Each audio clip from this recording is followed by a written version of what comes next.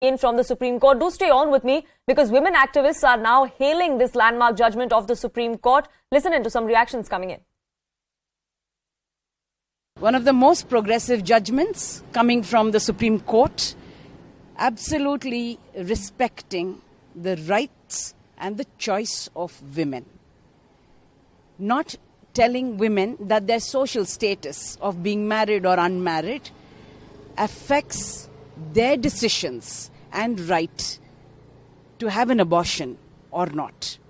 And here, in this particular judgment, it is very clear that marital rape is considered a crime. The judgment that has come today, that she can have MTP up to about 24 weeks, is something that is welcomed by every woman in India.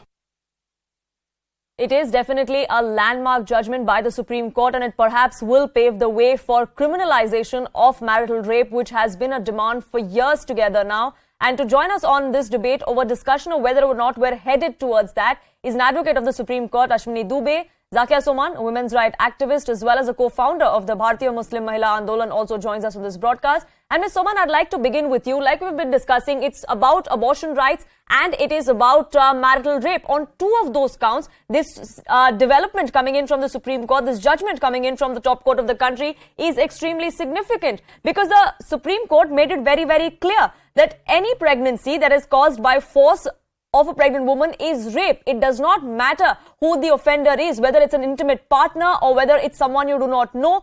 It is rape. Yes, you're right. It is a historical judgment, particularly in our society, which remains extremely patriarchal and misogynist, even 75 years after independence, even 75 years after we gave ourselves a constitution which treats men and women as equal. But in real life, we do not respect women's autonomy, be it social relations, be it economic relations, be it their right over their own body. Right. So I think this judgment goes a long way. It recognizes that an unmarried woman is equally entitled to a safe abortion as is a married woman.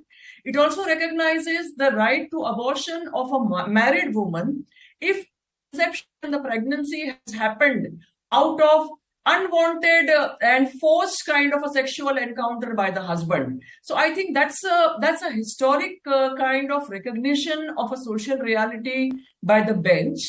And in our society, women and girls, as though right from birth, they are being treated as, the objective of their life is to be able to find a suitable boy, get married, give birth to children, be a good wife, be a good mother.